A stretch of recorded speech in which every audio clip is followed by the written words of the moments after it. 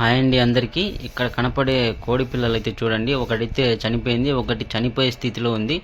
అలాంటి కోడి పిల్లకు మనం ఇప్పుడు ట్రీట్మెంట్ ఇచ్చి ఈ విధంగా అయితే చేసాం. అది చూడు ఇప్పుడు యాక్టివ్గా తల్లి దగ్గరికి అయితే ఉరుకుతుంది. జస్ట్ ఒక 10 నిమిషాలు అయింది మనం మెడిసిన్ వాడి. చనిపోద్దేమో అనుకున్న పిల్ల బతికి ఇలా యాక్టివ్గా తిరగడానికి మనం ఏమేం మందులు వాడామో చూద్దాం. ఇదే కాదు, దీంతో ఉండే బ్యాచ్లో 4 కోడి పిల్లలు అట్లనే మెత్తగా ఉండే వైరల్ ఇన్ఫెక్షన్ వచ్చింది. బ్యాక్టీరియల్ ఇన్ఫెక్షన్ అని కూడా అంటారు దీన్ని. అది చూడండి, దాంతో పాటు 2 పిల్లలు అయితే మెత్తగా కనపడుతున్నాయి, ఒకటైతే చనిపోయింది.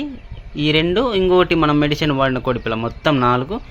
ఇదే కాదు, ఇంకొక కోడికి సంబంధించిన పిల్లలు కూడా అందులో ఒకటైతే ఇట్లానే మెత్తగా ఉంది, డల్గా. మనం ఉదయాన్నే కోళ్ళను బయటికి వదిలేటప్పుడు అవి చూసి తల్లి నుంచి వేరు చేయాలా. ఇగో చూడండి, మెత్తగా అయితే తిరుగుతున్నాయి. కాకపోతే తిరుగుతున్నాయి తల్లితోటి, మెత్తగా ఉండ చోటనే ఉండకోకుండా తల్లితో మాత్రం తిరుగుతూనే ఉన్నాయి. మనం వీటిని వేరు చేసి వీటికి సపరేట్ మెడిసిన్ అయితే కలిపి పెట్టాలా. ఇట్ట మాత్రం గుంపులో తిరగనివ్వకూడదు. ఇట్లా గుంపులో తిరిగితే వీటికుండే ఆ బ్యాక్టీరియల్ ఇన్ఫెక్షన్ మిగతా పిల్లలకు కూడా వస్తాయి. అందుకని తీసి పక్కన పెట్టాలా. ఇది చూడండి ఎంత డల్గా అయితే ఉందో, ముడుచుకొని పోయింది పూర్తిగా పిల్ల, చచ్చిపోద్దేమో అన్న స్థితికి వచ్చింది. కాకపోతే వీటిని వేరు చేయాలి, కంపల్సరీగా అయితే వేరు చేయాలి. అట్లా గుంపులో అయితే ఉండకూడదు. ఇదే కాదు, ఇంకొక కోడి అని కూడా చెప్పాను కదా, అది కూడా చూపిస్తా.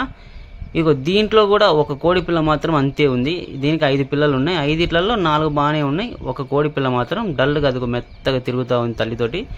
వీటిని మొత్తాన్ని వేరు చేసి మనం మెడిసిన్ అయితే వాడుకోవాలా. ఏం మెడిసిన్ వాడామనేది ఇప్పుడు చూద్దాం. 1 లీటర్ నీళ్లు తీసుకొని దాంట్లో న్యూరోబియాన్ ఫోర్ట్ అనేది ఒక ట్యాబ్లెట్ అయితే తీసుకున్నా. మీరు కూడా అట్లే చేయండి. దీంతో పాటు క్రాక్సినిల్ కే అనేది మెడిసిన్ కూడా తీసుకున్నా, పొడి మందు అంటారు దీన్ని. అది కూడా లీటర్కు 1 గ్రామ్. నేను 2 లీటర్లు తీసుకున్నా, 2 గ్రాములు వేసుకోండి. నేనైతే 2 గ్రాములు వేస్తున్నా.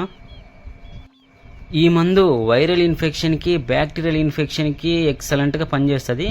నియోడాక్స్ ఫోర్ట్ టెట్రాసైక్లిన్తో పోలిస్తే ఇది ఒక రవ్వ బెటర్గానే పనిచేస్తుంది. నేను వాడడం మొదలుపెట్టిన తర్వాత నియోడాక్స్ ఫోర్ట్ కంటే ఇది కొంచెం బెటర్గానే పనిచేసిందని నేనైతే తెలుసుకున్నా. పిల్లలైతే ఎమ్మటే రికవర్ అవుతున్నాయి. ఇది చూడండి, ఇంకా చచ్చిపోయినట్టే ఉంది పిల్ల, నిలబడట్లేదు, వెనక్కి ముందుకు తూలుతుంది, అడ్డం పడిపోయింది. ఇలాంటి పిల్లను మనమైతే అట్లా రికవరీ చేసినాం.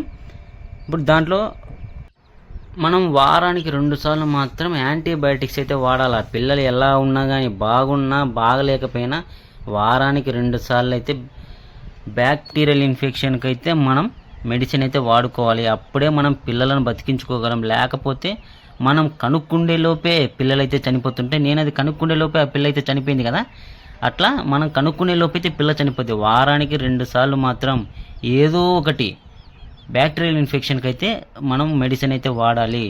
ఈ పిల్లనైతే ఎలాగోలాగా బతికించగలిగిన నేనైతే, మీరు కూడా ఎలాగనే బతికించండి. నేను ఏవైతే మందులు చెప్పానో మీరు కూడా అయ్యే వాడండి. లేదు నేను ఇంకొకటి ఏదన్నా కొత్తది వాడతా అనుకుంటే నియోడాక్స్ ఫోర్ట్ టెట్రాసైక్లిన్, ఈ రెండిట్లలో ఏదో ఒకటి అయితే వాడండి. నియోడాక్స్ ఫోర్ట్ కానీ టెట్రాసైక్లిన్ కానీ ఏదో ఒకటి అయితే వాడండి. న్యూరోబియాన్ ఫోర్ట్ ట్యాబ్లెట్ కొంచెం నానిన తర్వాత అయితే కరిగిపోద్ది. అది ముందైతే గట్టిగా ఉంటుంది కాబట్టి ట్యాబ్లెట్ అయితే కరగదు. కొంచెం నానబెట్టిన తర్వాత కలిపితే పూర్తిగా కరిగిపోద్ది. నేను ఒక్కనే ఉన్నా, అందుకే దానికి నీళ్ళు తాపేది అయితే వీడియో తీసుకోలేకపోయినా, అందుకే తాపేసిన తర్వాత వీడియో తీసి పెడుతున్నా. చూడండి, పిల్ల నీళ్ళు తాపిన 10 నిమిషాలకు బాగానే రికవర్ అయింది. తల్లి దగ్గరికి అయితే ఉరుకుతుంది చకచక. మీరు కూడా ఇలాగనే ట్రై చేయండి. కాకపోతే అది పిల్లలు మాత్రం అట్లా డల్లుగా ఉండి ఇన్ఫెక్షన్ అయిన పిల్లలను మాత్రం తీసి పక్కనేయాలా. ఖచ్చితంగా అయితే ఇలా చేయాలి. ఇంకోటి, మనం తల్లి నుంచి పక్కన పెడతాం కాబట్టి ఖచ్చితంగా బ్రూడింగ్ అయితే పెట్టాలా. బ్రూడింగ్లో ఉంచాలా పిల్లల్ని అయితే.